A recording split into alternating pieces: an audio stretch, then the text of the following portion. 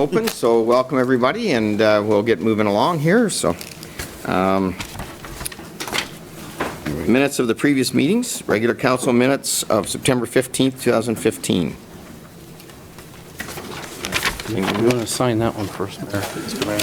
This Wednesday. Then do this. Tomorrow, George. Tomorrow. More? Oh, yeah, that's why I sent double round. Moved by Councillor Anderson, second by Councillor Caldwell, that the minutes of September 15, 2015 council meeting be approved. Any questions or concerns? All in favor? Carried. Okay. Resolution. Any additional items first, Mr.? No additional items. I have one. I have two. Ron has one or two. I have a couple. Anybody else? If you think of anything, let me know at the end, and we'll still work it in. Okay. Moved by Councillor Elliott, second by Councillor Turton. The Town of Minto Council convenes the Committee of the Whole. All in favor? Okay, public meeting, we don't have any. Delegations? That's our next. Graham. Delegations, we have Mr. Derek Graham, OLS, OLIP. And you can explain all those to me later, but I know what they are, land survey. Come on up, Eric.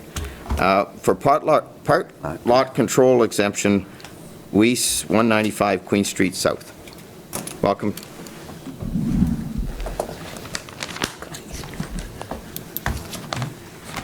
Good afternoon, Mayor, Council, and staff. My name is Derek Gibson Graham.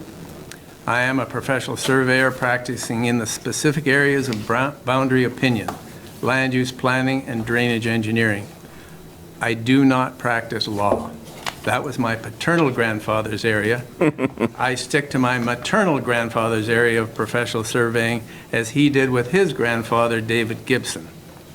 4 generations of professional surveyors provides a strong incentive for me in practicing the building of communities in Ontario. I'm here today representing Mrs. Verna Weiss, the owner of 4 lots at 195 Queen Street, Harrison. She's the young lady in the blue. I refer you to the sketch on page 11 of your agenda. Got a screen and everything. It's on the screen, there it is. Sunscreen. We're trying this high-tech stuff, Derek. It seems to be working. Be careful, Your Worship. I can't get it up here for some reason. That shows the relative position of Mrs. Weiss's house to the Lot 3-4 boundary. That illustrates the house is on Lot 4 and in a small part is also on Lot 3. Mrs. Weiss wishes to be in a position to be able to give clear individual title to all 4 parcels by a technical boundary adjustment. I'm here to work with council and staff to follow the Planning Act Section 50 subsection 7 methodology by which a technical boundary adjustment is permitted, having regard to Section 50 subsection 5's direction regarding an interest in a part of a lot on a plan of subdivision. This methodology is via a Town of Minto part lot control exemption bylaw following a 6-page application to the Town of Minto. This methodology is used widely through Ontario to make minor amendments to parcel boundary locations beyond the creation of new parcels in modern subdivision multi-unit housing. I believe by the use of a locally passed part lot control exemption bylaw, the Town of Minto's strategic plan, section 9.1, is followed both in intent and practice. Section 9.1 reads, establish and maintain streamlined planning approval processes that use innovative and cost-effective tools to protect town and public interest and ensure development proceeds quickly and affordably. The alternate methodology of a lot line adjustment application to County Wellington's Planning and Land Division Committee is more expensive, would take considerably longer, and requires a 10-page non-local application requiring review by many disparate parties for this very simple technical boundary alteration. This specific technical boundary alteration methodology will not create any additional final parcel numbers by moving the house parcels lot 3-4 limit southerly to give a side yard that appears to meet the zoning bylaws side yard minimum for a R1B designation. It will create out of Lot 3 a 66-foot wide parcel similar in width to the two southerly lots 1 and 2 on the plan of subdivision known as Kirtland Survey of circa 1870s. As I have said, this technical boundary adjustment protocol has been used for many minor parcel boundary adjustments throughout Ontario. As an example, in Wellington County, within the last few years, 2001 and 2006, another set of boundary adjustments was effected using the part lot control exemption bylaw method within a 1994 plan of subdivision in Elora, when it was determined that the road and lot structure on the registered plan would end up with topographically challenging situations when meeting Irvin Street, and when in the future, Walser Street was projected easterly beyond Keating Drive. The part lot control exemption bylaw method is also used to create new fee simple and easement parcels when prior planning allowances have been accommodated. It should be noted further that Mrs. Weiss wishes to be able to give notice to any subsequent owners of her lands that for years there's been an unregistered use of her lands by Bell Canada. There will be a 6.56-foot wide strip set out for a specific easement for the Bell Canada telecommunications service line to be protected in and along her lot's rear limits. This service line also serves the lands fronting on King Street, and that is the illustrated, thanks to town staff, by the red line. It's red, is it, Bill? Okay. I have confirmed also with Mrs. Weiss's lawyer that the Planning Act Section 50, subsection 5C precludes the need for any formal severance action for the proposed easement that Bell Canada has agreed to participate in. We look for your approval of a part lot control exemption bylaw to accommodate Mrs. Weiss. We also ask, please, that suitable communication be made to the county's Director of Planning to issue the part lot control exemption bylaw final approval. Thank you for your kind attention. Okay. Have I covered it, Your Worship? I think so. Well presented. Any questions for Derek? Just, sorry. Councillor Dirksen and then Councillor Paul. Through you to Derek, I'm just curious about the use. I thought you were going there, but then you started talking about the Bell Canada easement. The use was for a scrap yard for, I'm not sure what the official word is.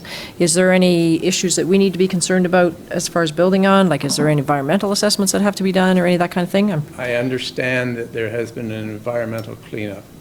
I see, don't okay. know whether it has been absolutely finalized, but I know it's been going on for more than a year. Sure, okay. Bill? I can answer that. We did receive a record of site condition, so they haven't, and it's quite a thick document, so. I'll bet. Our chief building official has seen it, and he is satisfied that it complies with the things he needs to see. Okay, thanks. Your Worship, the existing zoning is R1B, Yeah. Right. okay? Definitely. Residential. Yes, sir. Just, sir, are we proposing a new lot line as well?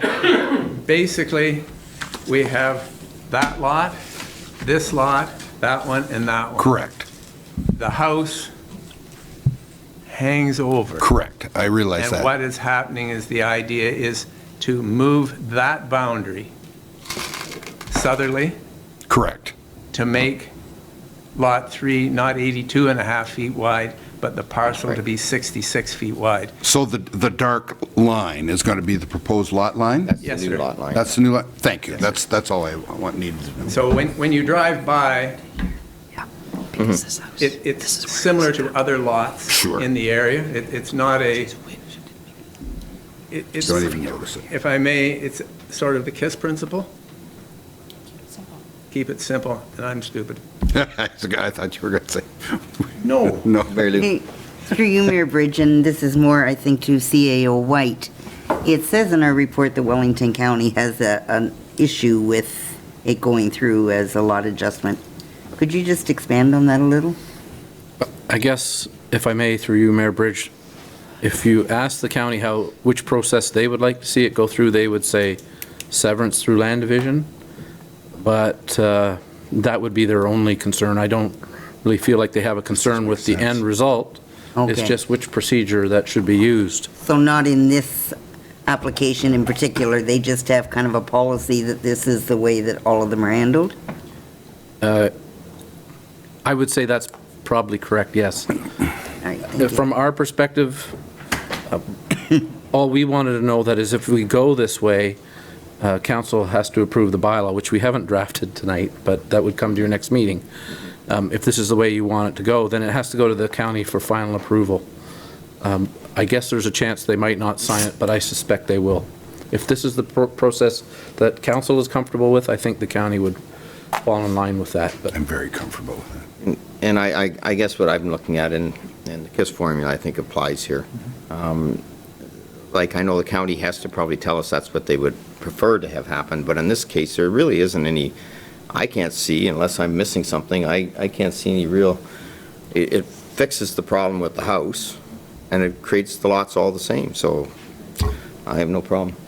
Bridge, I think the county has confused the issue, really. I mean, with them saying what they've said, it kind of makes us think, is there something else to this? But it's so simple. I think it's a process, David, I Yeah, think yeah, that's what it yeah. is. It's So- what they've decided. This is just common sense, I This think. is very similar to a minor variance, is it? You know, or- same idea, right? if I may, I guess we're using a less obtrusive process than Minor variance. using the And comparison. that's what the county Yeah. is suggesting, they want to go, you would want to go through a severance or a minor variance, correct? They would rather us go through a severance. That would be their preference, yes. The lot, when it's adjusted like this, regardless of which process it takes, will comply with the side yard required in the zoning bylaws, so we won't need a variance after that. Great. And I would like to thank staff for subtly pointing out section 9.1. Sections, oh, that one. Yes. Had me there for a minute. Yeah, yeah. Okay, so what you're asking for this council at this time, Bill, is in the recommendation, is the council receive the building assistance report dated regarding the part lot exemption application of the lots and provide direction to process the applications. You need direction to go this route. That's correct. Bring forward the bylaw at the next meeting, however you. I'll make a motion. Okay, moved by Deputy Mayor Faulkner and seconded by Councilor Elliott. All in favor? Okay. Thanks, Derek.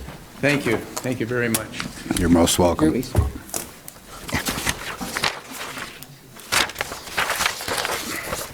Public question period. Anybody got a question? Correspondence received for information requiring direction of council. We had some correspondence there. Any concerns? Accept, have you got that? Motion to accept the correspondence? Do we have any concerns about this correspondence? The No, dagger go ahead. pointed ends, or? Oh, well, yeah, go ahead. Bill has talked to Andy. Yeah, if I may, I have spoken to Mr. Tarkin. I think his concern was that we had taken down the tree. It's on his property, so we had not taken down the tree. So if there's sharp ends, he should correct that. So mysterious somebody came along and took down his tree and left sharp ends? I think he has a good idea who it is, given that it's not our staff. We could lend him a file. He was quite happy that we would put the sidewalk in the budget and that I had called him on the issue of Yeah. on the branch issue. He was satisfied with my explanation and that it wasn't our people, so. Okay, All right. motion to accept. Councilor Turton, Councilor Anderson, all in favor? Or Councilor Dirks know how to handle No, well, I wanted to get you in, like, right it. away. Fine. Here. Reports, committees, and town staff matters tabled and motions for which notice has been previously given. Committee minutes for, do you want to do all these together? No, actually, you got economic development, just the Maitland Valley. Has anybody got any concerns on the Maitland Valley? Bill? Mayor Bridge, if I may, under 5A, I just wanted to point out, remember we had done a report on the floodplain mapping, and you can see where They approved the floodplain mapping, so that had moved through that procedure. Yep. And then the next item after that is the Conservation Authorities Act review, which is later on in our agenda. Okay. Motion to accept. Counselor Elliott, Counselor Dirksen, all in favor? Committee minutes for approval, Economic Development Planning. Linda, welcome. Everyone? I was just looking at the notes and noted that I said that Kirk is from TG Minto as an ag sector rep. That's obviously incorrect. He's representing the manufacturing sector. Right. So just a little correction there. So we haven't met since June for Economic Development Planning Committee, so it was nice to see our full committee out for this meeting. Just wanted to highlight a couple things. One of them is the certified sites, where we are in that process. We actually just received our species at risk study, so it was completed at the end of September. We're just waiting for a letter from Whiteman to confirm the fiber optic service, and we have now received our letters of patent, so we can move forward with getting the survey PIN numbers changed and the mapping done, and then we're ready to go for having all that information into the ministry. So we're getting closer to having that completed. I believe our community improvement plan will be coming not to this meeting, but hopefully the next meeting. We have lots of interest in those grants that are available. The Digging It project is completed and the big draw is tomorrow, so get your passports in if you haven't yet. We can't. Apparently we can't. We We can't can't. win. Thanks a lot. Oh, yeah, right. Thank But you. you're- Yeah, we were Right, you exempt were from the draw. Unless you're changing it. Unless you're No, I changing it. Now it's too Oh, late yeah, for me to now run around and get I'm gonna them. get you 23 signatures from. Touche. That's all right. I just want the public to know that we're not Simplify in the this draw. process. However, had we been allowed, we would have We might have filled won. several Yes, we would have. passports, I'm or at sure. least I would have anyway. Yes, me too. Our Renew Board, we almost have a property signed up in Palmerston, so that'll be great. We do have an applicant, a business applicant, so we're just waiting for it to get that property signed up to be able to put the business in. So that's good. Our job and housing portal is doing very well, and as I noted here, Wellington North Erie and Center Wellington, the four of us have come together and we're going to be doing some joint marketing and promotions. It's a great cost savings for all four of us, and it's nice to be working together with those four municipalities. The other thing I wanted to highlight here, sorry, IPM, obviously we were just there, and the Minto Rural Health Center is going along well, so I think those are the main things I wanted to highlight there, but we do have a full roster. All the spots on our committee are filled, and we have a great group of people on this committee. Do you want me just to keep going into launch Well, it? do you want to Unless there's ask any questions on the economic development report? You're doing really well, everything, and it's nice to see that full complement now. We've got all our sectors covered, which is really good, because that makes the committee really work well. Yeah, and I guess I should mention the BRNA surveys. So we started Yes. those today. So the county set a goal for each of us to complete 20. We've already got 28 surveys scheduled, and we have many more to connect with. So we are talking a lot to businesses, and it's always a pleasure to do that. Summer is busy preparing for Savor the Flavors, which is this Thursday night. So I'm going to present the launch it minutes for her. Just quickly, again, this committee didn't meet in the summer, so it was a full jam-packed meeting. One of the highlights for that is they recently held their first Lunch and Learn seminar. It's on leadership. It's a 4-part series. Some of our town lead hands and managers are participating in this group. Full schedule of training seminars this fall, and that's all available on our website. Summer attended a boot camp in Niagara Falls on the 23rd of September, and there was only 15 people at this boot camp, and they were from all over, like, the US, and it was very interesting. There was only 2 other people from Ontario, so I think we have got some great contacts at some pretty large incubators, and hopefully there's some things we can bring back to implement here. Something that you should all be noting, I believe Summer sent out a save the date for November 12th, and this is going to be a launch it celebration to celebrate and thank our sponsors, our mentors, our BFP clients, which is our business flight clients, as well as our tenants in launch it. So we've been open for a year and a little bit, and things have gone very well. So we just want to take that time to do that. So it's November 12th, 6 to 9 at the library. And what else? I just said about Renew. Oh, yes, we're going to be applying.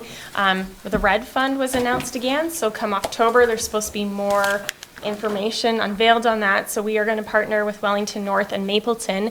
And after a brief discussion with our friends at Innovation Guelph, we're looking at submitting a joint application on a feasibility study to do an ag incubator component to launch it. That would also include a mobile certified kitchen, commercial kitchen. So we're excited about that. And yeah, I think that's all. If anyone has any questions. Questions? Nope, good job. Excellent. Thank you. I just a comment on the launch it. I know originally we thought when we did the launch it was to get people into the building and get them out, which we've done well on. But what I'm really excited about, really happy about, is the number of seminars we're running. And I've had people come back to me after the seminars and say, wow, that I'm running a small business. I was able to go to this, didn't cost me much, 20 bucks, 30 bucks or whatever, and our flight program, those businesses are really doing well. So this is what it's all about, and I give you a lot of credit, to you and Summer, on that. Thank you. I guess a thing I should point out is with the Renew Northern Wellington stuff and launch it, the Renew board has agreed that anyone in the Renew program is going to also be in the Launch It business flight program. So those people that are starting their new business and getting a storefront are going to be in the program for at least 9 months. In the Launch It And the other program. thing that in your reports, the cooperation between the communities is so big. Because we're small, we really need to work together on all these. And if you have as I always said, if you have a factory, whether it's here, whether it's in Wellington North or Mapleton or Center Wellington, whatever, we still get the spin-off business and we get the taxes. So really well done. Thank you. Thank you. Motion to accept. Councillor Turton, Councillor Caldwell, all in favor? Good. And now we're into staff reports, and we have a really exciting one coming up. Here she is, Annalene. How can you do two jobs, Annalene? Who's running the equipment? Runs all by, so I should grab a pencil. Glad you say that. Thank you. A what? There you go. So it's that time of year again for the 8th Annual Volunteer Appreciation Event. In our 8th year, Cultural Roundtable did look into having a day for volunteers. It just wasn't going to work out with trying to get people to come and do some training for them. So we're suggesting this year that we're going to have a guest speaker come. The Cultural Roundtable will be paying for the speaker to come to help boost the volunteers that we have. It would be in Palmerston this year, so we can have it in every different community. And looking for council's assistance and looking at dates of November 5th and the 19th. That's when the speaker is available. Mayor Bridget, in our meeting this morning, November 5th was the preferred date for our department heads, but Mine too. that works with council. Pretty good? I will be on vacation, so if you want ham and scalloped potatoes, that would be the time to do it. Well, we were talking about ham and scalloped potatoes, and I know that's not really your favorite, so. But I will not be there November 5th. Okay. Good to go. So we can have ham and scalloped potatoes, and I love scalloped potatoes, Yeah, but that's who knows how to make them? Oh, I know how to do that. Well, all right, then we'll need a work. Would make them, but you know how. Yeah, that's right. I know, if I mentioned, I know this council is very familiar with this, and Judy's been involved, and I know Jean's been involved with past. So it's up to us as a council to be the one that does the food and does it. It's not on the staff. So if hopefully everybody can come, and if we'll get together later and figure out what our menu's going to look like. But I think the ham and scalloped potatoes is a good start. All right, sounds good. Yeah. Good. Just this one year, What though. sort of numbers do they? We sit around between about 150 is our average. We've had closer to 200 some years. Yeah. And I really think having the motivational speaker, although I was a little upset because I thought I was a motivational speaker, but they want a real professional motivational speaker. So I'm just going to say hi, welcome, And we're going to have a real And speaker food's ready. there. That's a And- good thing yeah, to and- say. Yeah, and we're going to have a real speaker there to help our volunteers. Without our volunteers, as you and I both know, and this council knows, we couldn't run this town. And I always laughed, I think, every year I asked, how many people are here volunteering for more than one group? Everybody. And Almost then every hand goes everybody's hand goes up, and then I say, "Oh, for 3, and then half them stay up, and then there's some are 4. And, we couldn't live without. And, We have booked our motivational speaker. And who is it? It's Gregory Smith, so Oh. if anyone's heard of him. oh, Gregory, excellent. Yeah, He's Excellent. be like motivating the volunteers and. he's dynamic. Yes, very much so. We're also going to be launching our volunteer portal. Yes. Does everybody understand? Can I invite all my IPM volunteers Oh, for my that? gosh, yeah, we can feed them all. You We do that don't need, yourself. that we'd have 1,000 meals to I know, serve. I know. You're doing the potatoes. So the volunteer portal's going to go with It'll job portal, right? go on the Treasures she of said Minto Treasure- page, but it'll be very similar format to the Yeah. Jobs and Housing portal. Yes. Yeah, and what that is really, we're in a situation where all our volunteer groups and our service clubs are all looking for volunteers and helpers. Even if you can't belong to the Lions or the Optimists or the Rotary Club, if they got an event, sometimes you can give 3 or 4 hours or 5 hours. So this job portal with idea is that there'll be a spot there for people to say that I've got a few hours I could volunteer for something, and then they'll match them up. And I think it's a great idea, and now we're into the computer age. That'll work out because that'll help those groups work on some of their projects. So really good stuff.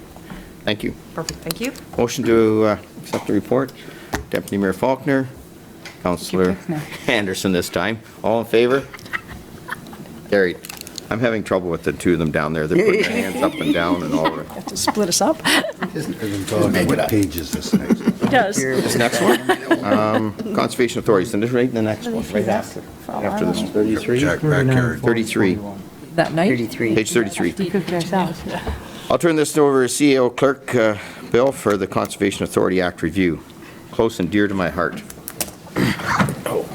Thank you, Mayor Bridge.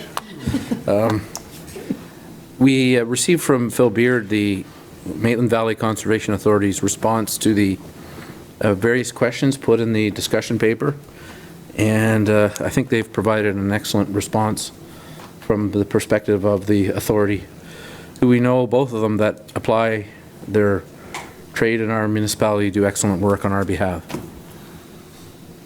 Just reminding council of the 2 authorities that do cover our area, the Maitland and the Saugeen. And we did have Wayne Broman here back with our Wellington North rep, Steve McCabe, back in April to speak to us about their activities. Both, frankly, were sort of under the same thing. They're dealing with limited resources. They're looking to consolidate the things they do to take advantage of the money that they do have. And so it's been challenging times for the conservation authorities. And this discussion paper coincidentally came out looking for some input on ways to improve governance, funding mechanism, roles, and responsibility. It notes that resource management has become increasingly complex, and they seek to improve the legislative, regulatory, and policy framework that controls all aspects of their operations. So you can read that in a very broad way if you wish, but I gave a little bit of background into where the conservation authorities came out of. They first came out in 1946, primarily in response to flooding in the Grand River area. They had a commission in the 30s that was modeled after the activities of the Tennessee Valley Authority.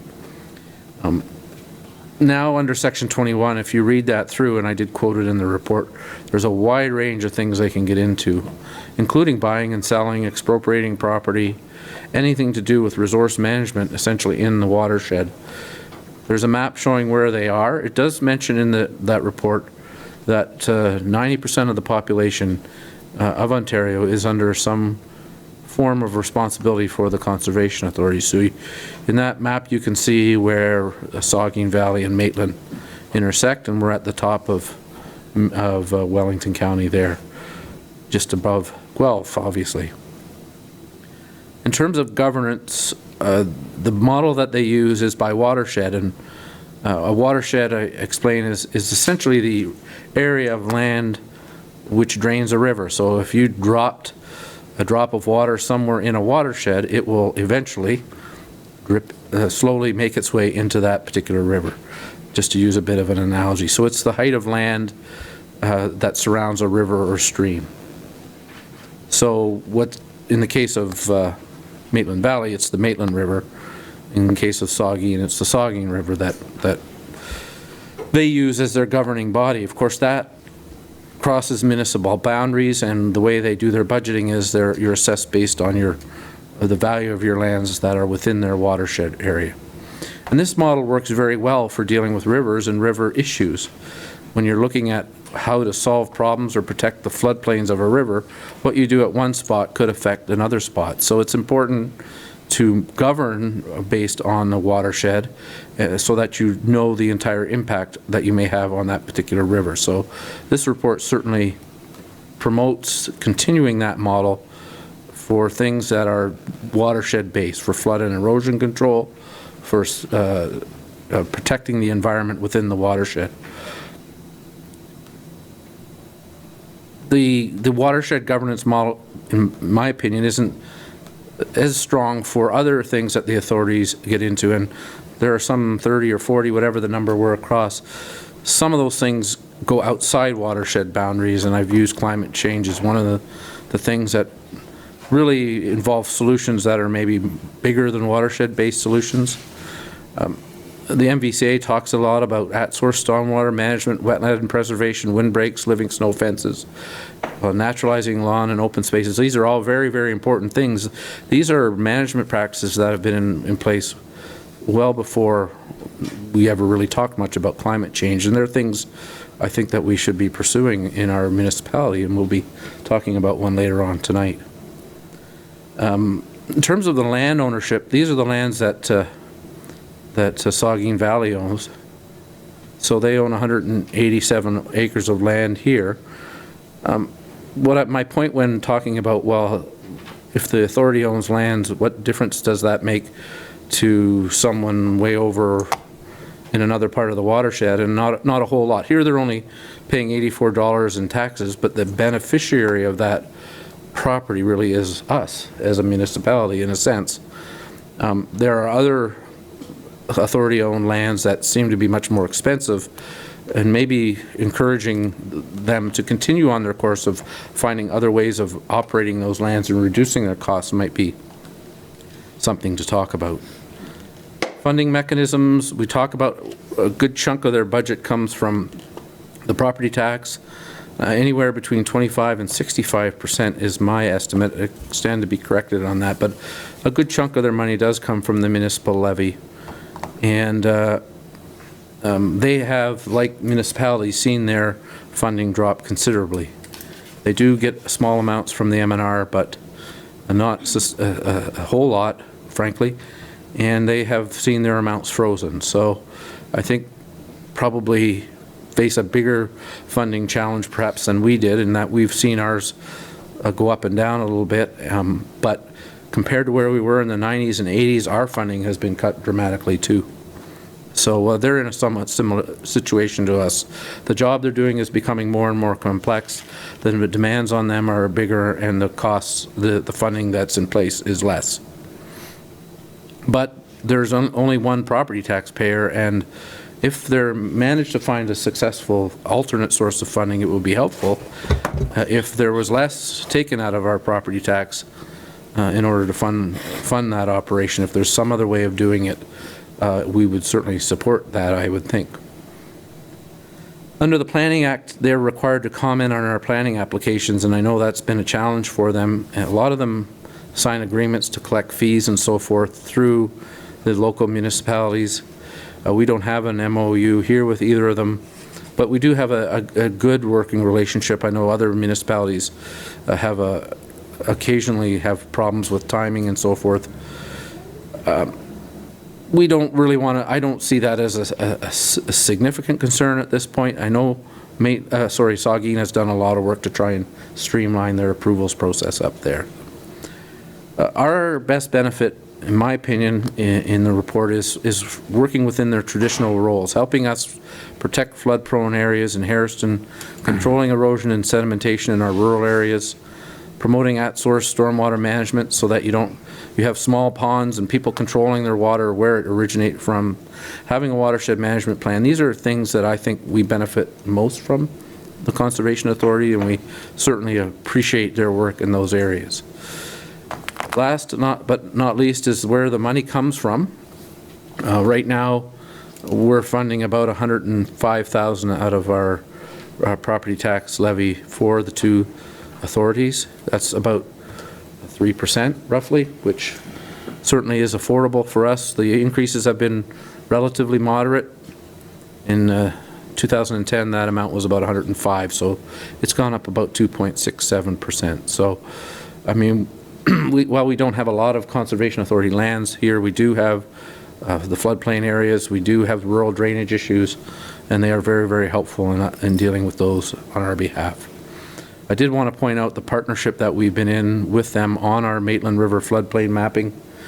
To reiterate what Mr. Beard said, this council has paid for increased monitoring in the watershed.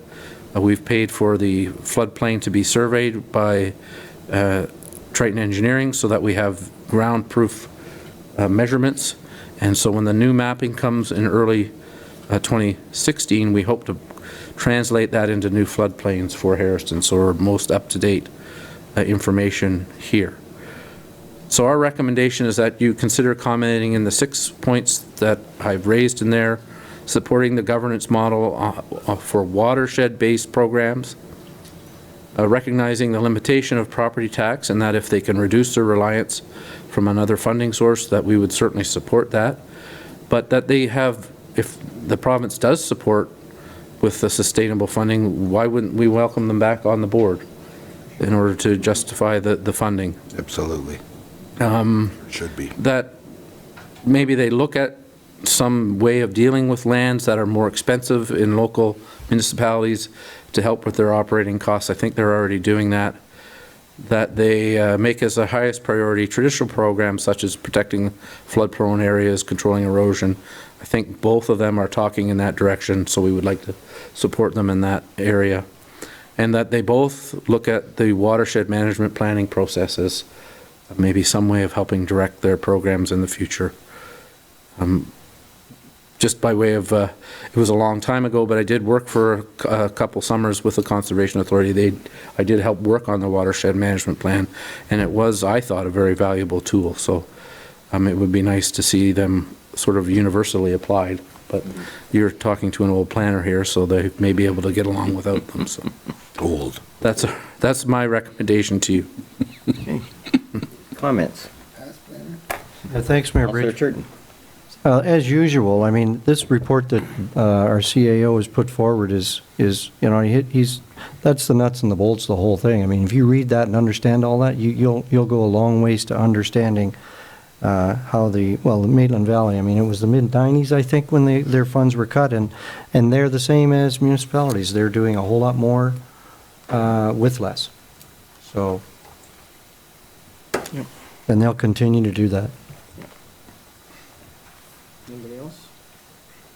I'm looking forward, if the government is looking into this, that they come to the table because of, you know, we've been a steward of the lands at local municipalities, and responsibility has been put back on our shoulders. So if they're going to do a carbon tax, I would rather see, I really don't want a carbon tax, don't get me wrong, I'm not saying that, but if they are going to do it, I think it should go back to conservation's other areas, not into general funds. So I wish them luck on that, because I think the province should step back into the playing field. Absolutely. And because not only have we got conservation lands, as you know from our tax base and our treasurer, we shake about it all the time, we have the farm subsidy and we have the Conservation Act subsidy that we do, which protects our water sources and whatnot for not just us in this local area, but as you know, on any watershed, as Bill pointed out very, very eloquently, is that basically that one drop of water comes down, and we're at the headwaters of the Maitland. I don't know if a lot of people realize we're the headwaters. So those drops of water that come into the headwaters just above Hairston end up in our Lake Huron and at Godrich. So we control as best we can at our top end, and I think everybody has to play in on the field and put some money back into the process. So the province should be looking at getting back into it. That's my little rant. Okay. Thank you. Motion to accept the report. Councillor Turton, Councillor Dirksen, all in favor? Worked that time. Yeah, I got it that time.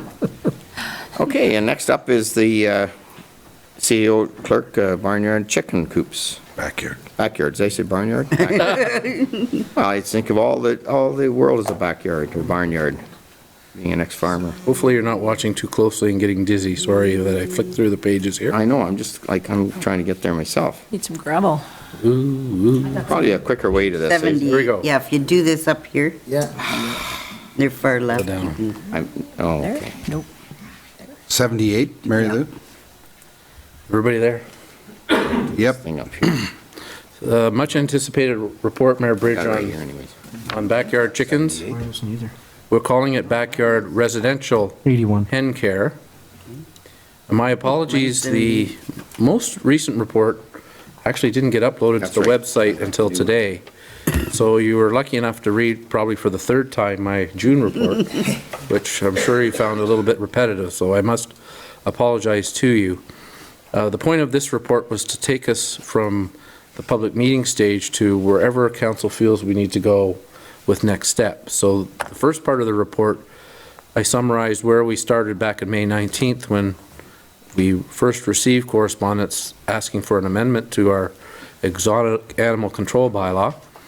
And you passed a resolution requesting a report, which we did back in June 16th. And we had 5 rules essentially in that report. One, that there be no more than 5 hens kept as an accessory use. 2, that they be in regularly cleaned and disinfected pens and where there's sufficient water and feed. 3, that they not be allowed to store manure on site except in some form of odor-free container, that there be no part of any pen closer than 33 feet from any part of a church or residence building, including the on-site residence. So basically, we're trying to get these into the middle of backyards, away from the nearest home. And there were some rules in there for side yard setbacks as well. And finally, licensing by the town. And in fact, we heard some feedback around many of those areas at our public meeting. Some concerns with setback and some concerns with, again, the keep it simple, stupid approach to this. Subsequent to that public meeting, I think there's a couple of emails in there that were provided to you, one of them in opposition to any kind of changes to allow this, and pointing out some noise impacts. I don't know if you were able to hear that noise on the email I sent you, but I'm not quite sure what that was, but anyway, it was loud enough.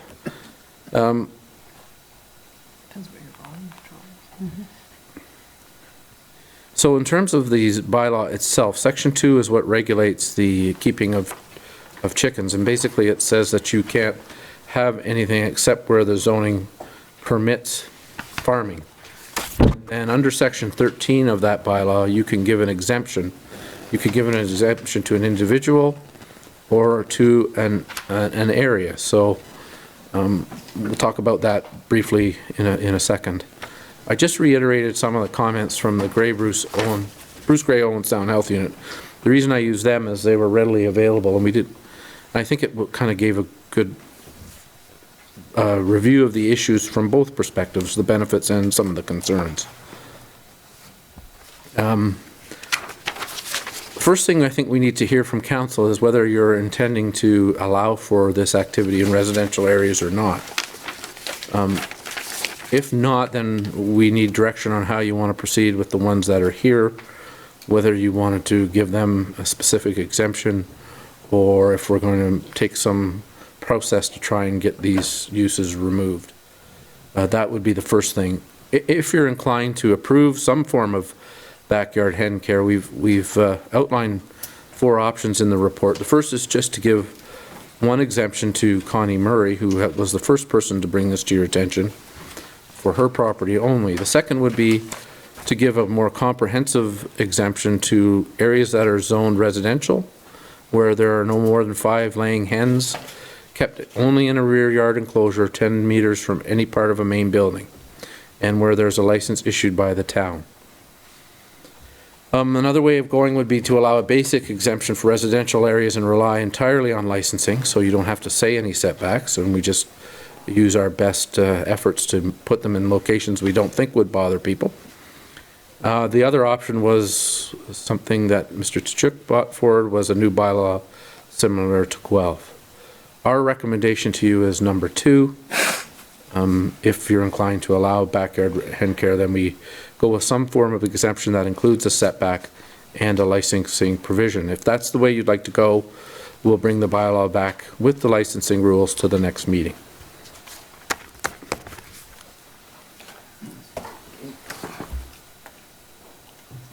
Questions, Bill? Okay. You and then you. Okay.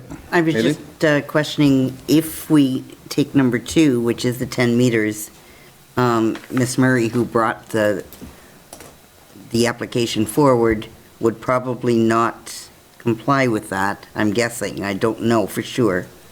Through you, Bill? No, I think Bill's covered.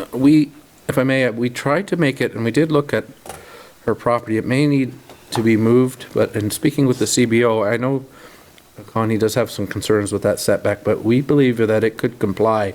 I think there may be some misunderstanding out there about how it would apply, but when Mr. Kuipers and I looked at it, we felt we could comply, although she may need to move some stuff. So from one side of the shed to the other kind of thing. Ron? Just in respect to allowing an exemption, that part of the discussion, I'm of the belief that there are a lot more in the community that are doing the same as Connie, and perhaps this is a way of identifying those that they would be covered under that exemption, because like I probably know of 2 or 3 myself, so if we're going to talk about that exemption, then that would be a way we'd have to allow people to come forward and identify that they in fact have them, and that way it would be able to be resolved in that respect. I still believe that I truly believe that the poultry should be on the farm, that probably maybe in a minority, but people move into town for specific reasons, and I think we have to be really, really cautious with this one, because it is going to open application in other areas as well. So if we're going to allow, then I would suggest that we do the exemption part, and that way, once that application is finished, or they move on or retire from that process, then the production would then stop. Thank you. Just a question on that. You mean like exemption on a grandfather basis? Correct. Okay. Correct. And then Ron, and then Dave. Just a couple of things to understand where we're going with this. So if I decided I wanted hens in my backyard, I would have to come to the town and ask for a license to be able to do that. Would there be any cost to cover the needs of our expenses in the town? It would be a cost recovery. I would think so, through you, Mayor Bridge. And secondly, if all of a sudden we have 10 hen pens being brought to our community without licensing, how would we know that that's happening? Would we drive around town looking for this, or what would happen? If I may, through you, Mayor Bridge, we would probably not drive around looking for them. If we would likely get a call, and if we didn't get a call, then they would be illegal until they got the exemption and the license. So, so we would be on a complaint basis, I would think. Same as like a good example. Same as is on now. dogs now. We've 2 dogs is maximum. We all know there's 3 dogs in some Yes. places, unless we get a complaint. We don't go out running out trying to add up dogs. Yeah. That's how I think it would work. Who is next? did you have one, Dave, from them? Yes, yes, And then I'll thank you. go back to Mary Lou. Okay. Thank you, Mayor Brady. And then maybe, oh, sorry. Yeah, I've got mixed feelings on this as well. I think the big issue is not knowing what the effects are. So we've heard not too many people against it, but we've also heard a lot of people in favor of it. How do we know for sure, other than what people tell us? The majority of the people said they have no problem with it. But what happens? There was one young lady here 2 weeks ago. What happens? What do I do if I'm a landowner and there's skunks in my backyard because there's somebody in the neighborhood with chickens? Is that what's causing it? Probably grubs. Okay. And there's all kinds of issues that leaning towards that. So I'm hoping that we can come with a compromise and make it time sensitive, that we might have to visit it in 6 months from now. Because if we put something in hard and fast, then we have to deal with it in 6 months. I'm not in favor of that. So is there 4 or 5 or 8 or 10 other chicken backyard coops? Who knows? But this is the first complaint we've had, yes?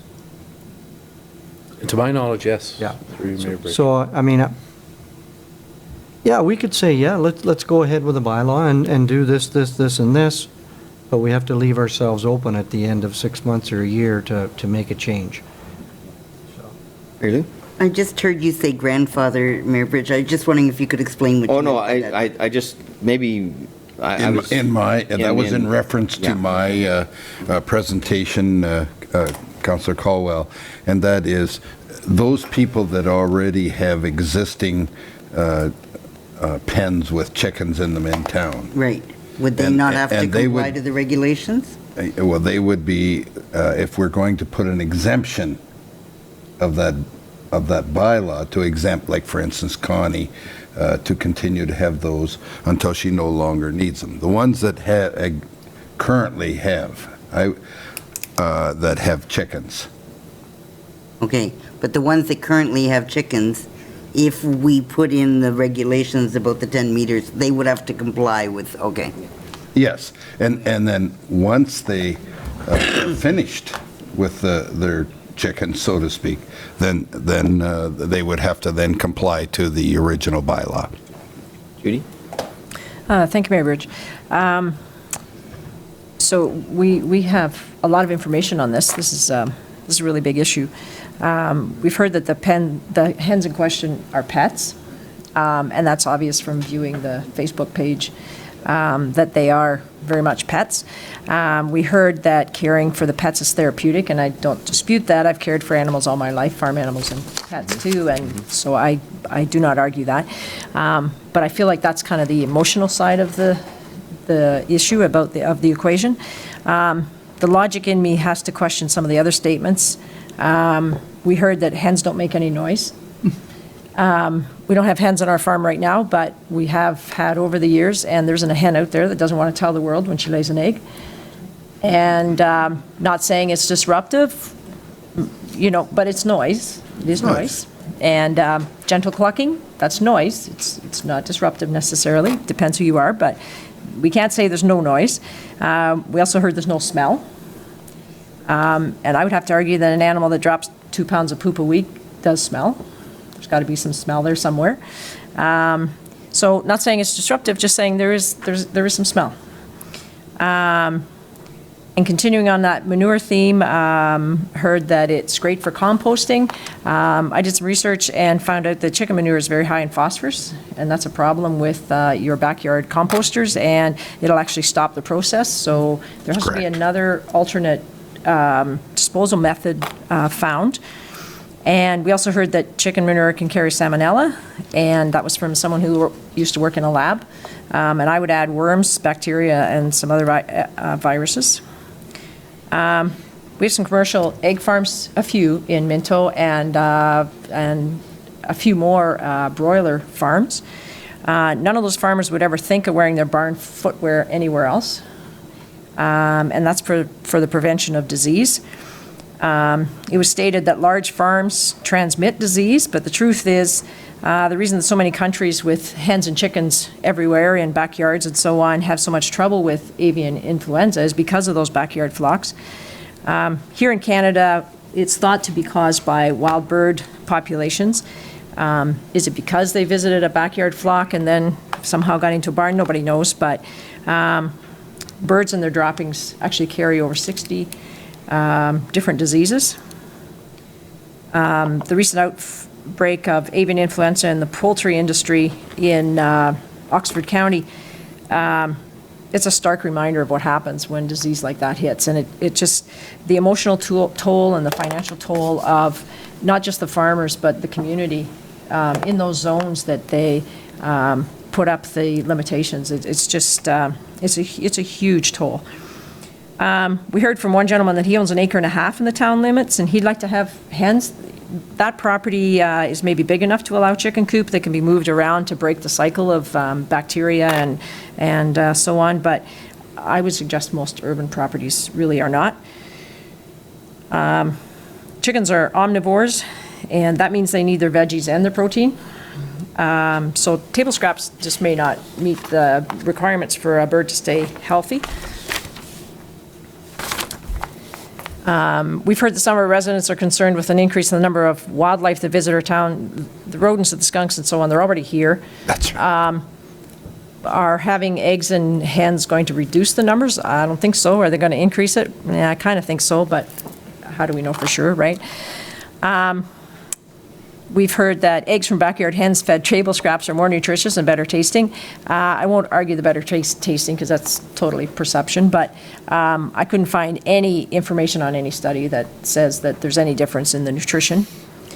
We heard from a gentleman from another community that he has 4 hens and they lay 12 eggs a week. I think he's getting ripped off because that's less than 50% lay rate. I would not be happy with that whatsoever. So those hens are costing him a small fortune, but I realize there's other benefits. I realize that. The farmer in me just cannot stay away from the comments made about these eggs being healthier because there's no hormones in them. Truth of the matter is that most of our food has natural hormones in it, not just meat, fruits and vegetables as well. And there's never ever been any synthetic hormones added to your eggs that are available in our grocery store. So it's not a good reason for raising your own. And, oh, and by the way, just because A&W says they are now serving no added hormones pork, doesn't mean it's any better than any other pork because there's no hormones added to any pork in Canada. However, it's great marketing. And beef.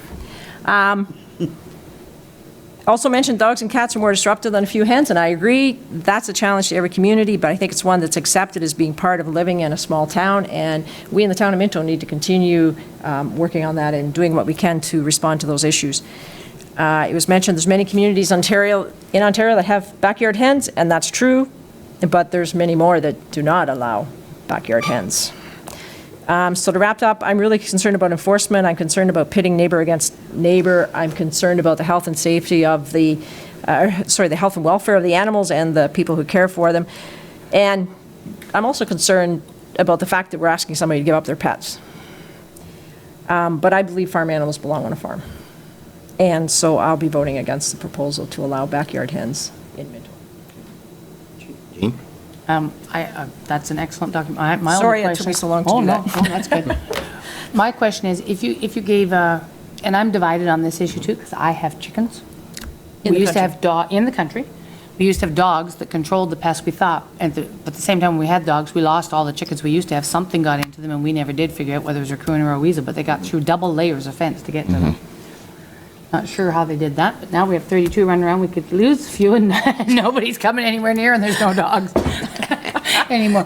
But if you made the exemption, what do you do? Ask them to roster? We're going to get them to come to Bethlehem and declare they have their chickens? It's gotta be. Or you're going to have to chase them, and if they don't come forward, then somebody's got to spend the time to go find them, see if they meet the requirements. No, I'm going to suggest, if I might reply to Jean, is that we give them an opportunity to come forward. papers. And if they don't come forward, then after a period of time, then they would be asked to get rid of them. But how would you know who had them? Sort of going around. Well, somebody, through complaint, just through Just complaints. from somebody complaining. Absolutely. Okay, I think we got to keep this one simple. Anybody else got any? I'll speak to the issues too. Part of what I like the fact we got 4 options here, but it all comes back to maybe regulation. And keeping it simple is good, but I think what the staff has done is they've come out and they've said, we're looking at setbacks, we're looking at licensing, because right now we probably have, I don't know what the problem is out there, to be honest with you. I don't know how many we got out there. And you know what? We don't have the bylaw officers to handle bylaws on the basis that we're going to go snooping in people's backyard to see if they got 4 chickens, 2 chickens, 16, well, rabbits are all right, I guess, whatever. Or I'm sure, I was at the fair the other day, it scared the heck, because they had the zoo there with all the snakes and everything, and people were going, yeah, I got a snake, I got this. Well, how many snakes we got out there? We banned snakes, right? So, but again, we look at it from the standpoint that we're looking at, yeah, snakes are gone, I think. We're not allowed snakes. Anyways, I look at it from 2 things. We have a big Taste Real program in Wellington County, which we're talking about producing local foods. And, I'm not going to get in the argument, and I would never, I know Judy has all the numbers because she's a farmer and she's there. She understands it. She's been a lot of farm boards. And I'm not saying they're pets, but I'm saying there's something there that if kids get a chance to do something with an animal, I think there's some benefit to that. Sure is. I think there's too much out there now where they're sitting in front of a computer, they're doing all that. I'd love to see them interact with an animal. I'd like to control it, and I'm kind of with Dave on this. I'd like to have a trial period anyways, and if we did it on a trial period, controlled it, and I'm sort of in between what Ron is saying, have a grandfather thing, but have it licensed, controlled, and then revisit it if we start getting concerns and complaints, because we could do that, because there's no bylaw that can't be revoked if you get in that situation. Anyways, that's my thought. Hey, Bridge, what I'm hearing, in addition to some opposition here, but I'm hearing that maybe your preference is for some form of option 3. And what it's going to come down to is, what does our licensing program look like? If you're in fact, as a majority, in favor of considering this, then what will our licensing program look at like? And I think that's option 3, that you want people to come forward and apply for licenses, and then you'll consider granting them one. Oh, that's not my proposal. If they currently have chickens. Okay. Yeah, I think, when like I said, I think I was option 2, Bill, with the idea that Okay. that if we want to license them, whoever's out there should be coming in, right? Okay. I was misreading that. Councilor Caldwell. I guess I'm feeling a little bit, I really enjoyed listening to Councillor Dirksen because she's saying a lot of the things that I feel. We are blessed with a lot of farmland in our community. And I think that the ones that are talking about the children learning and whatever have all kinds of access to farms that they can take their children to, and maybe even make arrangements with a local farmer to have a chicken coop on their property. I feel that urban centers are urban centers and rural is rural. And I have a really hard time. I know that I would have a concern if my next door neighbor had a chicken coop in their backyard. Just because I chose to move to an urban area and not to a rural. So I also would be voting against it. Are we allowed to ask, this originally came to us as a petition to change the bylaw. I assume that was driven by a letter of complaint, but I'm not aware of the contents of the letter of complaint. I don't know if we're allowed to know that, or if it was in the notes. I don't remember ever seeing it. but- It was is there. now. It's there. Oh, Yeah, okay. it is now. I don't think it was in there Okay, before. so, and my thing died apparently overnight, even though I'd read everything. I thought I had plugged in. Technology's wonderful, or it just eats the battery. So the original concern was, If I may, that it was illegal, that all of the things you've heard, noise. okay. And was there a rooster and hens, or just hens, or? One rooster. So was he the Oh, problem? That was the problem. Okay. Gave him away right away. Thank you. It's always the males, isn't it? Just one more. I don't know whether we got it in the bylaw, if it was to come forward, what type of building, what type of coop. Somebody slaps some pieces of plywood together and throws it up, and puts some chicken wires around it, and calls it a chicken coop, and I live right next to a park, and if I did that, I think that's what, if we don't just, I think, Bill, through you, if we don't actually, that was to go back and they would have to give you what they had to have. We haven't fleshed it out yet, Ron, because if it's a no-go from here, there's That- no use to staff doing all that. that would be part of it, though. Yeah, it would be part of it if we brought it back, yeah. Am I right, Bill? Yeah. Anything else? Well, should we have? Well, Mayor Bridge, I guess in terms of trying to bring it to conclusion, I guess the question is, do you wish to, any of the first option, do you wish to allow for any kind of residential hen care at all in the community? I think you need to, in residential areas, I think you should need to vote on that, and then, Okay. depending on what the results are, we would need further direction from you. So, Okay. So the vote will be on whether we continue to explore this issue or whether we're dead in the water with not having them at all, okay? So we'll have, that's the vote, so how do you want to word that? You well, want to, someone from the floor wouldn't make a motion as to whether we want to allow residential hen care, backyard hen care in residential areas or not. So you'd like that to be a positive It has to motion, be I'm assuming? Yeah, sure, however you, yep. Okay, so I'll make the motion that we allow hens in backyards in urban areas of Minto. Under that what you want? under set regulations. I second? thought you just spoke, you were going. Well, no, she's making a motion. Just throwing it on the floor. Making the Yeah, motion. Yeah, anybody can make a motion. I can Okay. make whatever motion I want. Okay, All I can in, vote all in, however I all want. in And then she can favor? vote against it. okay. Seconder, And I got seconder, David. is there any discussion? Any more discussion on that motion? So you understand the motion? All in favor of the motion? Okay. Opposed? Okay, so we're not going any farther with it. It's over. Now, So- we'll have to deal with So it. the question, Mayor Bridge, we have one known person. Did you want to approve an exemption for Connie Murray only? Did you want us to meet with her and enforce the bylaw further? What's your feeling on that one? I think you have a difficulty. What's your feeling? Just to get it, put it on the table, I will make a motion that we allow an exemption clause for the bylaw and give a 2-week grace period for people to identify that they currently possess. So you'd Chickens. grandfather anyone that has it in place to keep it, you're saying? The ones that currently have them right now, because there's more than For how Connie. long? There's more than Connie. For how long? Well, I'm going to say, like, as long as, there's no time limit on, I don't think there's a time limit on chicken. Maybe just to help bit along, we haven't done a bylaw, so technically they're still not allowed. Right. Correct. So what you're saying is, and we can't give you a bylaw till October 18th, 3 weeks from now. Correct. So I think what you're saying is between now and then, you want to hear from people who want to keep them? Correct. Is that Correct. fair to say? Yes. Correct.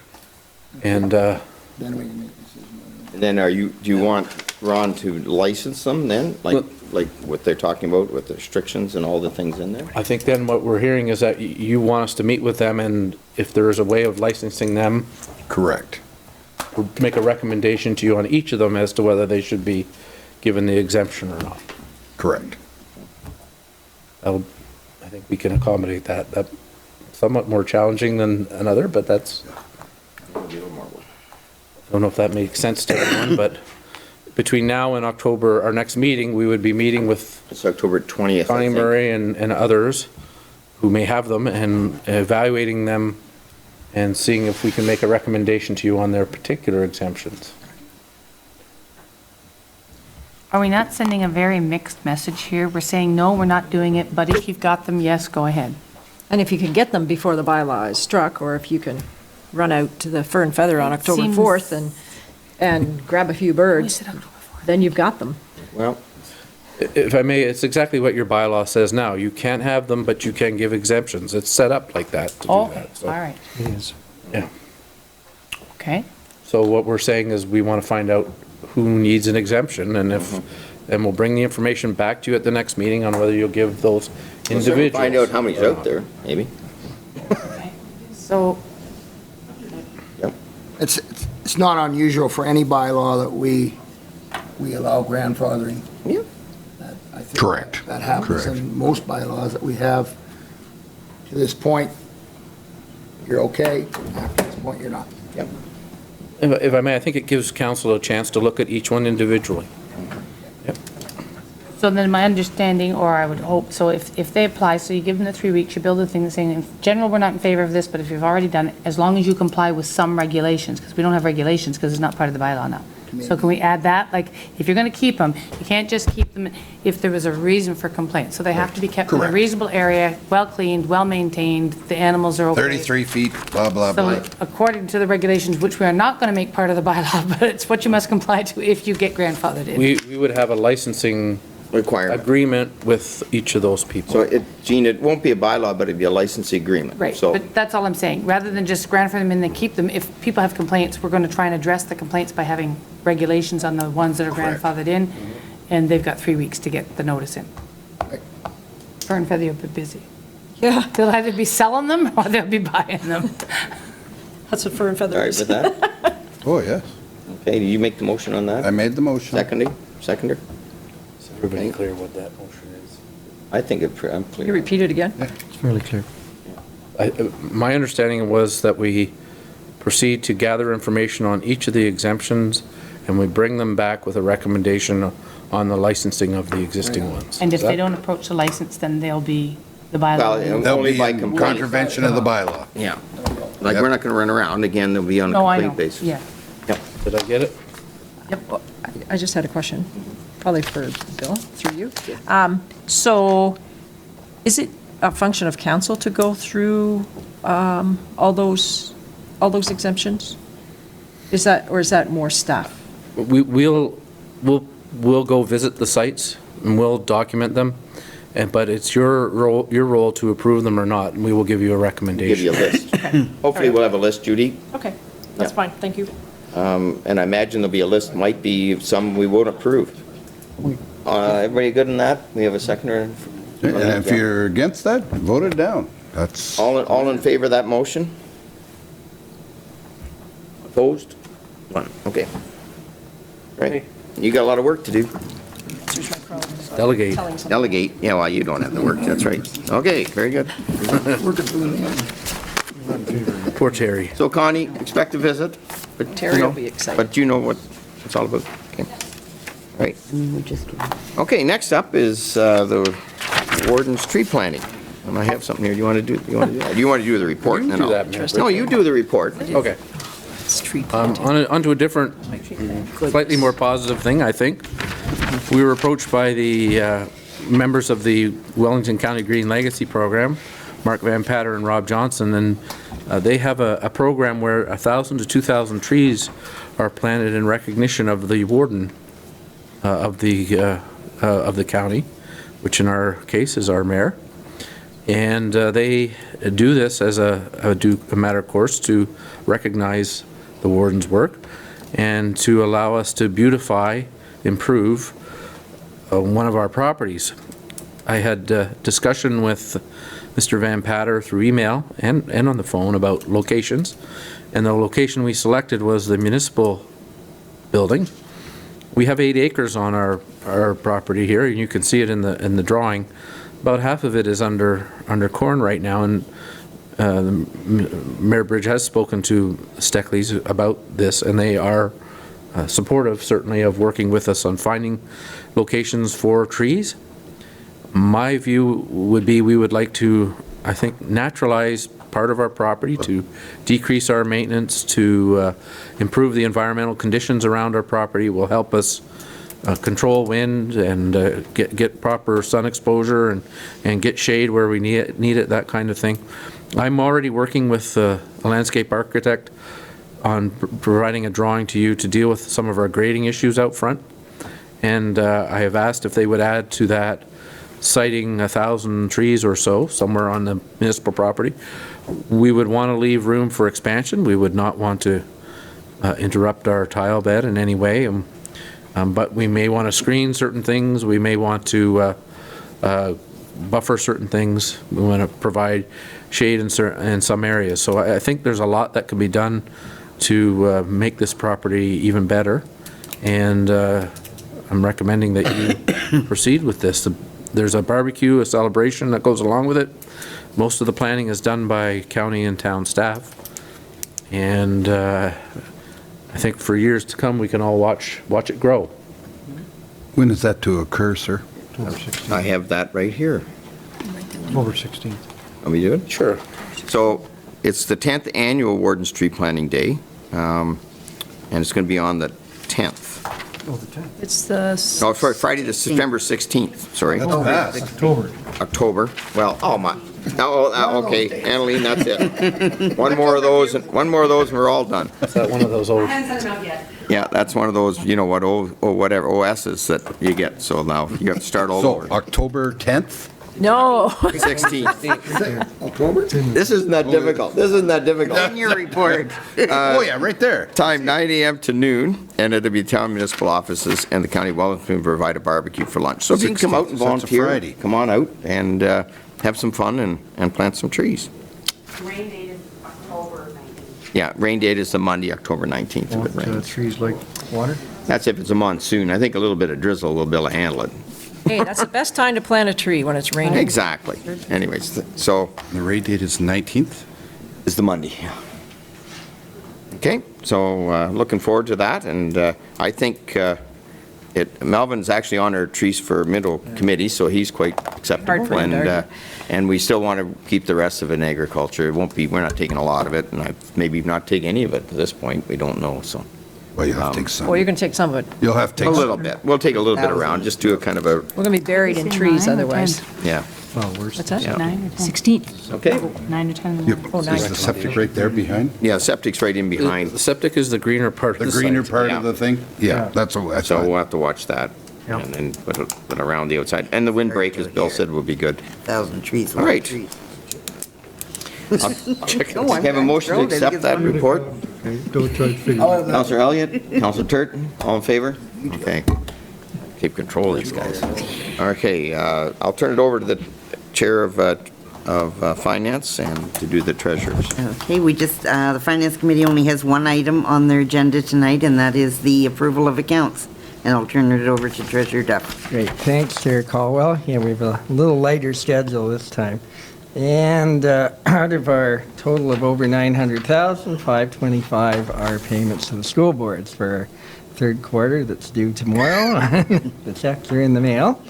I signed that one. Yep, that's right, yep. It all Everybody else is electronic. It all fit on but one still check. that. Yeah. Public Works, again, is very active right now. We've got our sidewalks, primarily the project on Prospect Street near the Palmerston School. Some more work on Gillespie Lane, 18,000 there. Bride Road, which is our OCIF project for this year, 62,000 there. Wastewater, manholes, another 42,000 on our I&I. And I was just at a conference last week, and they said that is the number one thing for rural municipalities that have small water or wastewater is getting a handle on the I&I. So it's not unique to Minto, and we know we've spent millions really on the project. And but so that's where you get your biggest bang for your buck for optimization. We're working a bit on Ann Street in Clifford, getting that started, and some work to do in this year and a bit more next spring. And once you have the infrastructure, such as our water tower, so the Harrison Water Tower, to get it inspected and routine maintenance, that's $26,000. So that's where some of your water bills are going for sure. And those are kind of the highlights for this time, anyway. Okay. So is there any questions? And yes, Just, Mayor Brady. when you brought up Prospect, I just happened to have a call from the public school and the principal at the Palmerston Public School, and they're really tickled and pleased with how the Prospect and everything's going. I just want to let everybody know. Not only that, the OPP were there to police it for the first week or so, and they've done that in a couple other areas that they had new signage. And she was very, she wanted just to let us know that she was very pleased with that, and everybody's getting along fine. And the one other item I'll bring up, and I'll just bring it up, I know it's not in this one, but we sent her a letter about the balloons. She clarified, in their balloon release, they're blown up by the kids. They're not helium, and they gather them up afterwards, and most kids won't let them go. And he was to put a message in them, but they're little kids and they want to keep their balloons, so they won't let them go. So she just wanted everybody to know that they are environmentally sound and they don't let them go. So that letter seemed to have worked. So I just thought I'd throw that out there. Good cooperation. Yes, Councillor Elliott. I have a question for Gord after this is, if I could. Sure. Financial. Okay, so I will pass this and then, okay. And Councillor Turton moves the report. May I have a seconder, please? Mayor Bridge, all in favor? And it's passed. And before I turn the chair, Councillor Elliott? Not sure, it could be economic development, but Gord, you're here. We'll try. So I'm wondering about the Max building in Palmerston. What is that now? Well, What's going it's on? going to tax sale.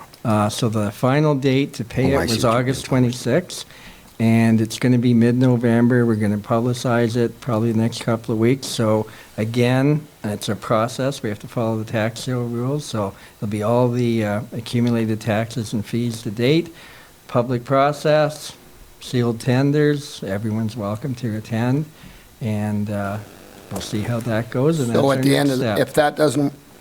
if no one purchases? Then we have our what's next? options again. We can vest it with us. We can put it up for sale again at a different price. The usual procedures. But for now, hopefully, we'll get a bidder, and it'll go at that regulated price. And that should be good news, we hope. We hope so. Yeah, it's... Mayor Yeah. Bridge? Yeah, it'll be the similar process we did on Exactly. our other property in Palmerston. right. Similar process, wide open, public up, Yeah. But again, no matter what, it's going to move forward, Ron. I do believe, and and it's a positive, because it's been sitting there for so many years with no At least control. now we can move on it. Yeah. I mean, I know it's a long process, and Yeah. I know council, staff, we all get frustrated, but we're following the Yeah. Our legislation. Town of Minto public have been asking about some of those properties, and we have other Yes. properties too, but I know. Mm-hmm. maybe eventually we'll have good news with them too. I You hope never know. so. Okay. Okay, I turn the chair back to Mayor Bridge. Thank you. Public Works Director, Winter Maintenance Connecting Thank Links you, Agreement. Mayor Bridge. Yeah, and I'll turn it over to Councilor Thank you, Turton. thank you, Mayor Bridge. Today we have 3 items on the Public Works agenda. 2 of them just happen to be snow, and 1 Snow? water returns to snow. So the first item is to do with our connecting links. And Brian, would you like to speak on this, please? Sure, this is, every year this comes forward to you. It's a pretty straightforward report, better than the chicken coop one, I think, that just went through here, it's shorter. It's a maintenance of Highway 9 in the village of Clifford, and also Highways 9 and 23 and 89 within the town of Harriston. And there's no change in the rates for this, the same as last year, so it's pretty straightforward in Questions? that regard. A little bit of housekeeping. Can we have a motion then and a seconder? Thank you, Councillor Anderson. Councillor Dirksen, all in favor of the motion? Against? That's carried. Thank you. Second item again then is snow, and it's snow removal. And Mike, our road foreman, please go ahead. This is kind of a dual report. It has the request for quotation in there, along with some minor revisions to the snow removal policy. In April of 2014, council adopted the new snow removal policy for the town, which is included in behind. The only real major change to it is it's not really a change to our current snow removal practices. It just wasn't included in the policy. And that was for Palmerston, the Jane Street section from Main Street to Inkerman, and William Street from Main Street to Bell, Bell Street from William Street to James, and James Street from Bell to Main again. So basically, the main business section in Palmerston is all included in that. Questions?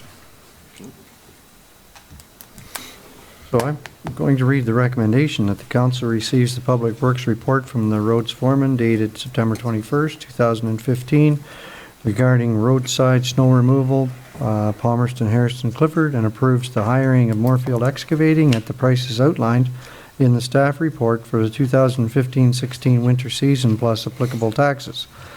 And that staff proceed with operational changes in downtown Palmerston to enhance the snow removal on the main street within the current snow removal policy. Is that something we want to talk about in reference to the downtown person in Palmerston, or? If there's any questions in regards to it, I believe that we can accommodate just within our snow removal practices there in town. Okay, can I have a mover and a seconder? Mayor Bridge? Councillor Caldwell, all in favor of that motion? Against? That's carried. Thank you. Third item then today is to do with the municipal drain petition, and which one of you gentlemen are going to talk about that? I can. Go ahead. We received a petition from Mr. Dowling, which had the surface water problem there on his property a couple weeks ago, which was brought to council. So we have received the petition, and now basically this is the start of the process, and just with the recommendation to appoint Dietrich Engineering as the consultant in this regard. Questions? Councillor Anderson? I have some, so this drain thing intrigued me, so David took note, because we had another gentleman who complained about drainage Yep. in another section of town. So that the drain is, well, the water is nowhere near the level. The issue here, the drain is what we have, is it the town's responsibility to keep the whole path clear? You could see how up the way, if brush got in there and stuff fell in, is that our job? Well, whenever we get any inquiries about drainage, Right. it's up to the municipality to get the maintenance done on it.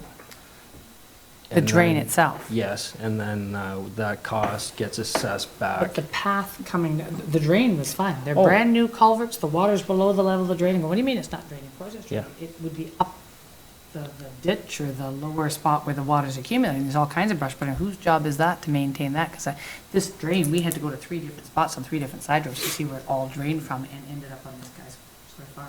Yeah. And I'm going, is that our responsibility to do that? Yeah, Yeah. the ditching is our responsibility, and we Yeah. do ditching every year. Yeah, they're not beside the roads. They're the ones going up Yeah. through the fields. Yep. Yep. Okay. Municipal No, no, drains. no. No, no. Our You're talking- responsibility isn't on the field. Municipal So drain. it's the municipal- municipal The drain is municipal there, drains. But this is a drain that's going up between Farmer's Field and way up, and we tracked it way, way up and went on another farm field, and you can see another cross, but they're not near the roads, they're running through the fields. Yeah. If it's actually a municipal drain, Okay. it could be an open ditch, Yep. closed system, however it was. You can put see in. they've excavated it out, they've cleared out a little Yeah. creek bed, Yeah. or became a creek bed, because the water drains that way. It's Yeah. basically a drainage path, but it's become a creek, but I'm going, that's gotta be a huge undertaking. Yeah, it's. Okay, I'm looking at this and going, really? Yeah. That's We our do- job? We do maintain it. We get contractors in. As the new counselor, I'm sort of going, really? Yeah. That's our job to clear that pathway up that river? Yeah. But we don't pay for it. Mayor Bridge? No, it's assessed out. Yeah. It's assessed out to the Wow. farmers. The difference, though, Gene, is when you get a municipal drain act situation, everybody that's on that municipal drain, if the engineer comes back and says there has to be some changes made, maybe, or whatever, then that's when they come back and they assess the cost to everybody. We keep maintenance, Right. but you maybe end up with a situation where we have to do, and I think that act goes back into the 1800s. It does, yeah. And it was because, I had this discussion with Dietrich one time, and it's because, and don't get me wrong, but your farmers could never get it together as far as, like, I might be dumping water on you, but it doesn't really affect me, but, so they put the Municipal Drain Act in, so it'd be fair to everybody. So if you're downriver from somebody that's throwing stuff at you because they've changed something, Well, they've changed, a tree Yeah. has fallen, or, like, you could just see, looking at this. a tree Yeah, well, that's fall, you're talking maintenance, and but- things, there's all kinds of stuff that could happen to them. but this is what, so Dietrich is gonna look into this and he'll come back with a report to us. Yeah. And then it'll see be, what the it'll, he'll also situation have an open meeting with, it's really interesting, if you get a chance to go to a municipal drain meeting, it's a lot of fun. There's a lot of people that are all sitting Highly there with. recommended? Well, you know what, it's very interesting, because a lot of people sitting in the room with have different cost factors, and there's a lot of concerns. Well, this is And new to Judy's me. probably gone through those before.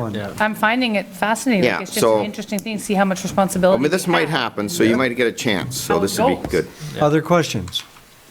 Okay, so the recommendation here is that the council of the town of Minto receives this report from the roads foreman regarding the municipal drain petition under Section 4 Drainage Act, and appoints Dietrich Engineering Limited to represent the town's interest in this regard. Thank you, Deputy Mayor Faulkner. Councillor Dirksen. Poor Anderson. Take your picks, win. It's not even 5 o'clock All in yet. favor of the Okay. motion? All right, all right. Against? That's carried. Ignore them and Thank talk. you very much. Thank you. I'll pass the chair back to our mayor. All right, and we're going to go other business Maybe in another disclosed. 6 months they'll get it Ron, straightened do you want to go first? Yes, please. Thank you. We're almost I have actually three. The first item is I had the honor of getting my picture taken at Finch with the lady that sewed the very first Canadian flag. Really? And she was a British home child, and if you really want to research an interesting story, research British home children. It's almost tragic, actually. It is tragic. But what a wonderful lady, and if you ever get a chance to speak with her, she would be a most interesting subject indeed. My second is I'm in possession of a letter from that was given to me by Gary McDougall on the Lawrence farm that hosted the Wellington County Plow Match in 1953, and there's a picture of Isabel Spears plowing in that competition. So that too is extremely interesting, and I'm going to make sure that that's put into the our museum, and also it's going to go to the county museum as well. The third thing I have is I have to express an extreme appreciation to, I believe it was close to 80 people, and that includes the county, that made their way all the way down to Finch and spent the whole time researching the jobs they have to do. And you think of that, what a tremendous turnout from the town of Minto and the Wellington County to go down. Especially given the distance. And given the distance, it's a 6.5 to 7 hour drive. Through Toronto. Plus the fact is to try and find accommodations and whatnot.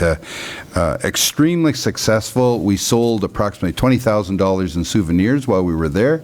And we also have booked approximately 370 to 380 RV sites already for the IPM 2016 match. So excited as heck, and we're marching forward in a very positive manner. Thank you.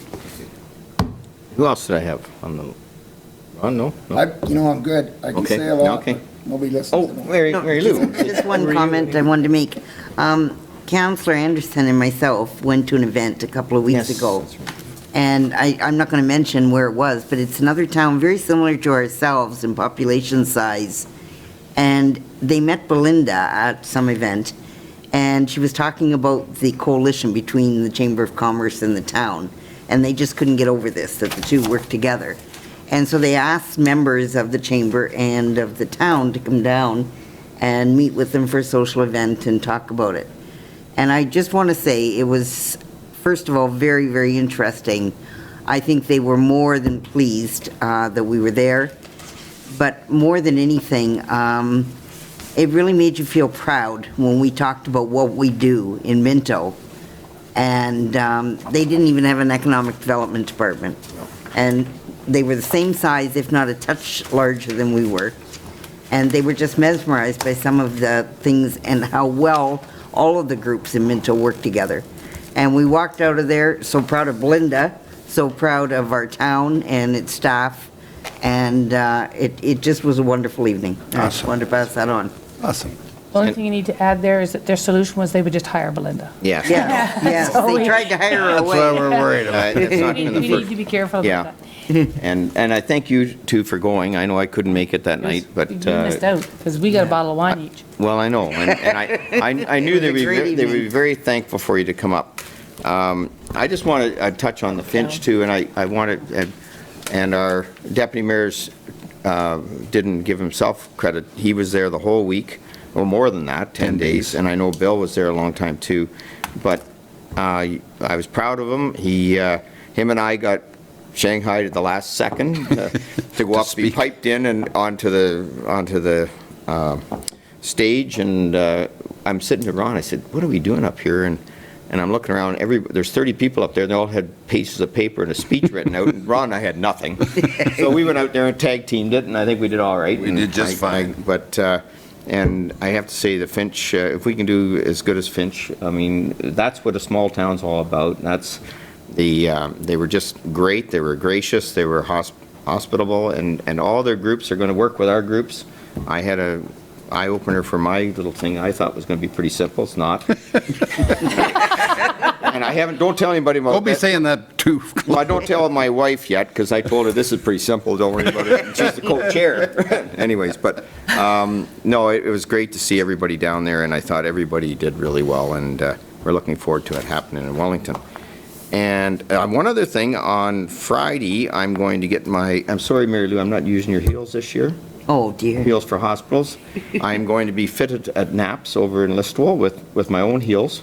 Who were at the Plown match in Finch, by the way. Were they? Yes. Oh, good. Well, I'm going down there. I'm going to get my heels, so I'll be able to walk the whole distance rather than, unfortunately, Mary Lou's heels are a little tight on me. And so myself and the disc jockey are going to be over there on Friday with Whiteman's and take some pictures. And the Heels for Hospital is, and I need the date on that. 17th of October in Clifford. And let's get out and support our hospitals. And I'll be out there, and I'm going to walk the whole distance. I think it's a kilometer in my heels. But I'm going to try to get not got an those spiky all-chairs ones. meeting. Anyway, yes, you do have an all-chairs meeting, I know. Bill? October Mayor, 17th. coming out of the closed session, Yes. I believe there was an additional And that's, I have this item. down here. You have it there? Yep. Out of the closed session, we don't often get to report out of the closed session. It's kind of nice when we have something to report. It was deemed that we would go out for as maybe you're not aware, Darrell is retiring. Bueller's retiring in February, so we're going to have to some replacement for Darrell, and we're going to have to hire a water and sewer operator too, I believe. And that'll be going out into the paper. We'll have more information, or maybe a press release on that. Mayor Bridge, we would post it internally first. Oh, that's right. And then Okay. we would go beyond for that after. I'd just like to make the motion that we do hire water and Okay, sewer. that's good, yeah. Please. Thank you, Mary Lou. And seconded by Judy. All in favor? Carried. Okay, It's great when he calls me. that's all I have. So now we're into, moved by Deputy Mayor Faulkner and seconded by Councilor Dirksen, the committee of the whole convenes the regular council meeting. I already had that. What'd you All in do? favor? All in favor? Yep. Oh, yes, we have to go into council meeting, that's right. Moved by Councilor Caldwell, second by Councilor Anderson, the Council of the Town of Minto ratifies motions made in the committee of the whole. All in favor? Okay. Moved by Councilor Turton, second by Deputy Mayor Faulkner, that the bylaw number 2015-80 to authorize the mayor and CEO clerk to execute an agreement regarding 2015-2016 winter maintenance of Highway 9 of the Integrated Maintenance and Operation Services, Inc., be introduced, read, and first, second, and third time, and passed in open council, seal with seal corporation. All in favor?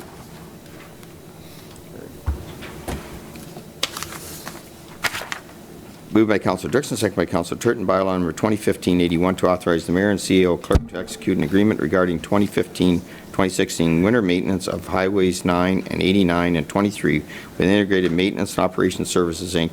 Be introduced, read, and first, second, and third time, passed in open council, seal with seal corporation. All in favor? Moved by Councilor Anderson, second by Councilor Elliott, that bylaw number 2015-82 to confirm the proceedings of the September 29, 2015 committee council meeting be introduced and read first, second, and third time and passed in open council. COC of the corporation. All in favor? Okay. Moved by Deputy Mayor Faulkner and second by Councilor Caldwell, the council of the town of Minto adjourn to meet again at the call of the mayor. All in favor? Thanks for a good meeting, everybody. Good meeting. Done.